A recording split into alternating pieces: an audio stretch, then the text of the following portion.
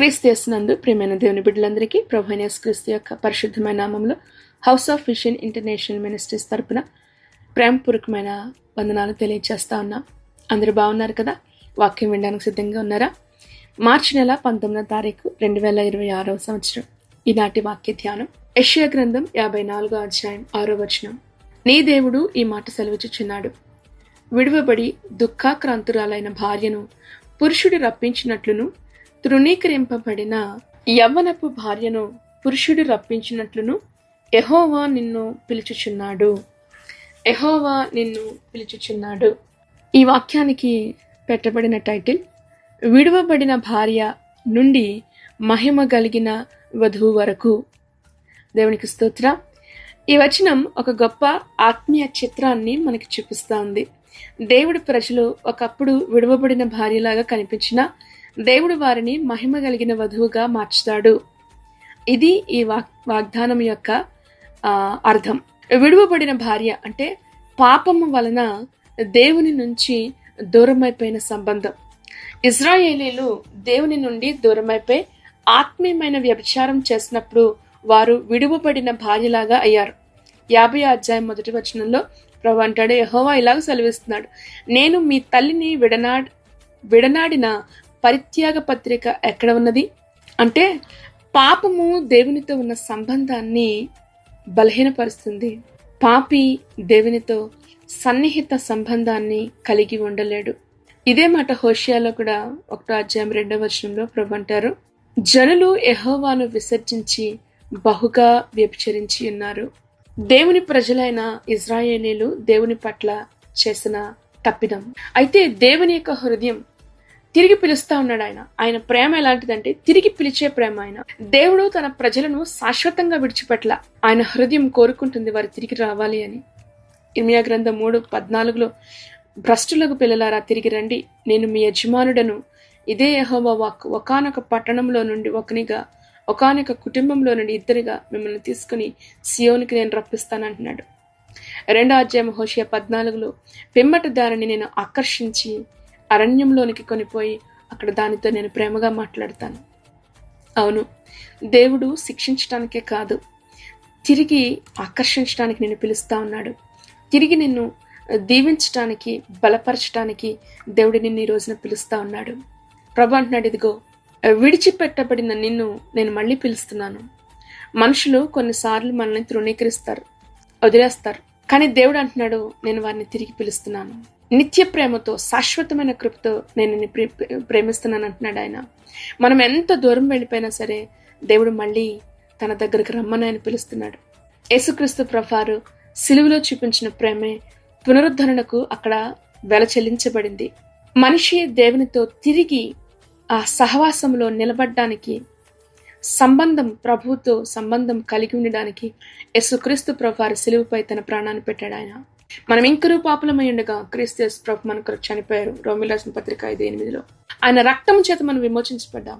సిలువ అంటే అర్థం విడనాడబడిన వారి యొక్క జీవితాన్ని తిరిగి దేవునితో కలిపే స్థలం. అవును, సంఘము క్రీస్తు యొక్క వధువు. సంఘము కళంకమైనను, ముడతైనను, అటుది మరి ఏదైనా లేక పరిశుద్ధముగా, నిర్దోషమైనదిగా, మహిమ కలిగిన సంఘముగా తన ఎదుట నిలవబెట్టుకున్నటకు ఆయన వాక్యము చేత దానిని పవిత్రపరిచి పరిశుద్ధపరచుటకై తన్ను తాను అప్పగించుకున్నాడు. అవును, అదే క్రీస్తు యేసు ప్రభువారు సిలువ పైన మన కొరకు చేసిన ఆ గొప్ప త్యాగం. గొర్రెపిల్ల వివాహం వచ్చింది, ఆయన వధువు సిద్ధపరచబడిను అని ప్రకటన గ్రంథంలో మనకు సెలవిస్తా ఉంది కదా. దేవుడు తన ప్రజలను మహిమ కలిగిన సంఘముగా ఆయన సిద్ధపరుస్తా ఉన్నాడు. నిత్యమైన కలయిక. అవును, ప్రభుతో మనం నిత్యము కూడా వధువుగా అలంకరించబడి పరిశుద్ధమైన పట్టణముగా దేవునితో యుగయుగాలు కలిసి జీవించాలి అన్నదే దేవుని యొక్క ఉద్దేశమైనది. మన గమ్యం ఏంటో తెలుసా? మహిమ కలిగిన వధువుగా మనం సిద్ధపరచబడ్డమే. మధ్యాకాశంలో నీకు ప్రభు వచ్చినప్పుడు ఆయన ధైర్యంతో మనం ఎదుర్కోగలగడమే, అది మన యొక్క గమ్యం. ఈ రోజున ఈ వాక్యం ద్వారా ప్రభు మీకు వాగ్దానం చేస్తున్నది, దేవుడు నీ యొక్క దుఃఖాన్ని ఆనందంగా మారుస్తాడు.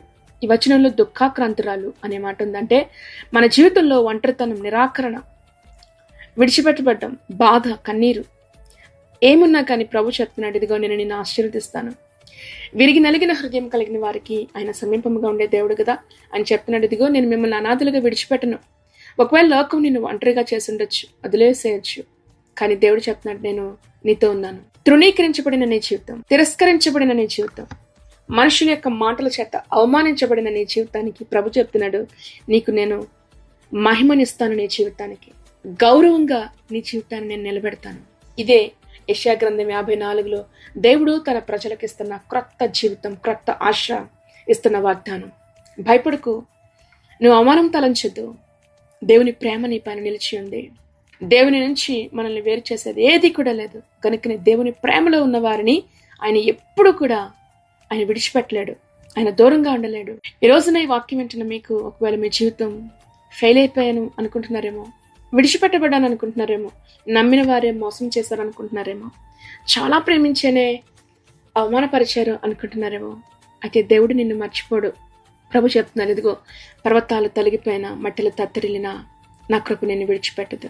విడనాడబడిన భార్య, పాపము చేత దూరమైపోయిన భార్యను సిలువ రక్తము చేత క్రీస్తు ప్రభు తిరిగి పునరుద్ధరించబడిన నూతన జీవాన్ని దేవుడిచ్చి ఇప్పుడు మహిమ కలిగిన సంఘముగా, వధువుగా దేవుడు తన సంఘాన్ని సిద్ధపరుస్తున్న సమయం ఇది.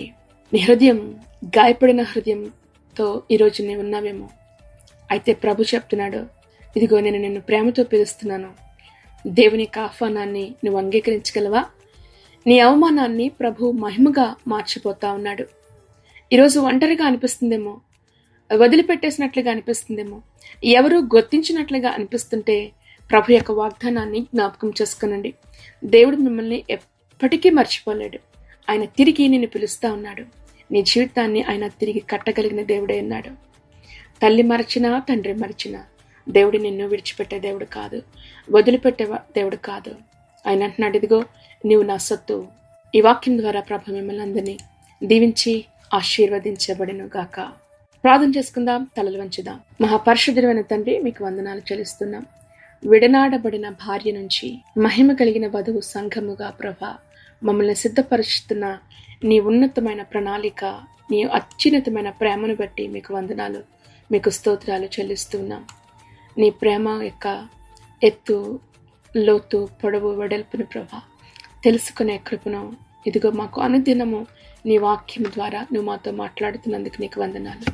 దేవా, మా కష్టాలు, ఒంటరితనం, నిరాకరణ అనేక మంది ఇదిగో ఈ వాక్యం వింటున్న వారు అనుభవిస్తూ ఉంటుండగా ఈ దినమున ప్రభా నీ వాక్యం ద్వారా నువ్వు మాతో మాట్లాడావు. నేను మిమ్మల్ని విడిచిపెట్టలేదు అంటున్నావు, తిరిగి పిలుస్తున్నాను అంటున్నావు. దేవా, మహిమ కలిగిన వధువు సంఘంగా మమ్మల్ని సిద్ధపరుస్తున్నందుకు నీకు వందనాలు చెల్లిస్తున్నాం. దేవా, గాయపడిన నీ బిడ్డల హృదయాలను నువ్వు ఆదరించండి. దుఃఖాన్ని సంతోషంగా మీరు మార్చండి. ఒంటరి స్థితిని ప్రభా నీ యొక్క సాన్నిధ్యంతో, నీ యొక్క సంపూర్ణమైన సన్నిధిలో ఉన్న సంతోషంతో నీ బిడ్డలు మీరు నింపమని అడుగుతున్నాం. నీకు స్తోత్రాలు ప్రభా. వధువు సంఘముగా నీ ఎదుట నిలబడే కృపను మా అందరికీ మీరు దయచేయండి. నీకు స్తోత్రాలు చెల్లించుకుంటూ నీవు చూపించిన ఈ ప్రేమను మేము అనేక మందికి చూపించే వారముగా మీరు మమ్మల్ని బలపరచమని అడుగుతుందేవా.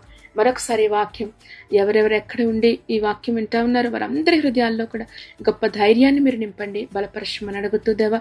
వారు చేస్తున్న ప్రార్థనలు ఆలకించండి. ఇదిగో ఈ దినం ప్రభాని బిడ్డలు చేస్తున్న ప్రతి ప్రార్థనలు ఆలకించండి తండ్రి, సహాయం చేయండి.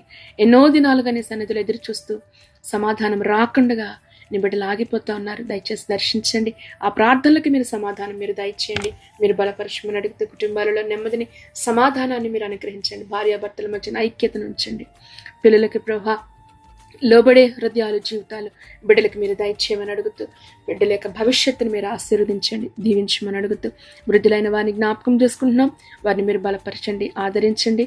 శక్తి కలిగిన నీ కార్యంలో నీ బిడ్డల పట్ల మీరు జరిగించమని అడుగుతున్నాం. మీకు స్తోత్రాలు చెల్లిస్తూ ప్రభా మరొకసారి ఈ దినం నీ బిడ్డలు చేస్తున్న ప్రతి ప్రయత్నాలను కూడా మీరు ఆశీర్వదించి దీవించండి. మీ కాపుదల, భద్రత, సంరక్షణ నీ బిడ్డలకి ఇమ్మని, అనారోగ్యంతో ఉన్న వారిని మీరు ముట్టి స్వస్థపరచండి.